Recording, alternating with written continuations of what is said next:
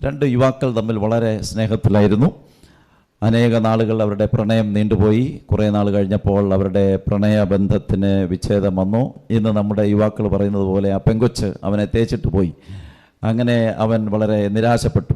വളരെ വേദനയിൽ ആ പ്രണയബന്ധം തകർന്നതിൻ്റെ നിരാശയിൽ എന്ത് ചെയ്യണമെന്ന് അറിയാതെ അവനിങ്ങനെ വളരെ ഭാരപ്പെട്ടു. അവസാനം അവൻ തീരുമാനിച്ചു ജീവിതം അവസാനിപ്പിക്കാം. അങ്ങനെ അവൻ വലിയൊരു മലയുടെ മുകളിൽ പോയി അവിടെ നിന്ന് താഴോട്ട് ചാടി ജീവിതം അവസാനിപ്പിക്കാമെന്ന് അവൻ തീരുമാനിച്ചു. വളരെ നിരാശപ്പെട്ടു പോയി.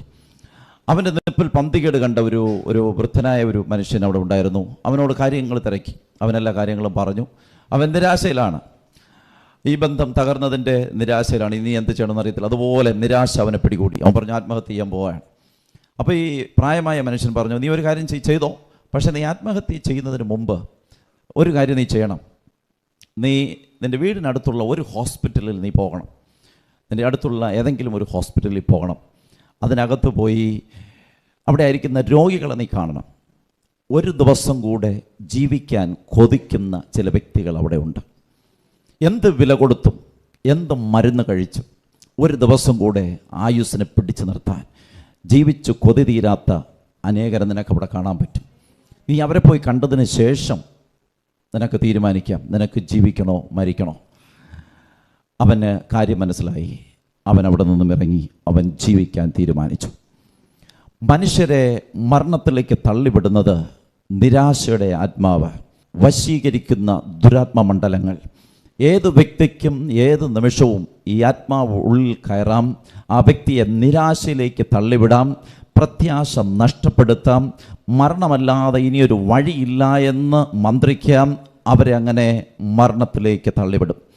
എന്നാൽ അതിൽ നിന്നും വ്യത്യസ്തമായി ദൈവം പറയുന്നു, നിങ്ങളുടെ ഉള്ളിൽ പകർന്നിരിക്കുന്നത് ഈ ആത്മാവിനെ അല്ല, നിരാശയുടെ ആത്മാവിനെ അല്ല, ഭീരുത്വത്തിൻ്റെ ആത്മാവിനെ അല്ല, തകർക്കുന്ന ആത്മാവല്ല.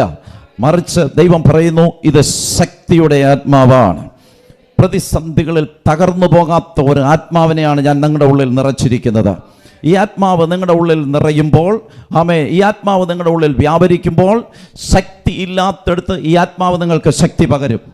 ഹല്ലേലൂയ. പലപ്പോഴും വിശ്വാസമുള്ളവരായി പോയാലും ചിലപ്പോഴൊക്കെ ഈ നിരാശ നമ്മുടെ ജീവിതത്തിലും കടന്നു വരാം. പെട്ടെന്ന് നമുക്ക് തോന്നാം ആരുമില്ല, പെട്ടെന്ന് നമുക്ക് തോന്നാം ഇനിയൊരു വഴിയില്ല, പെട്ടെന്ന് നമ്മുടെ ഉള്ളിലും പിശാച് മന്ത്രിക്കും മരിച്ചുകളെ. എന്നാൽ ദൈവമക്കൾ വിശ്വസിക്കണം. അങ്ങനെ മന്ത്രിക്കുമ്പോഴും ചിന്തിക്കണം, എൻ്റെ ഉള്ളിൽ ഇത് മന്ത്രിക്കുന്നത് പരിശുദ്ധാത്മാവല്ല.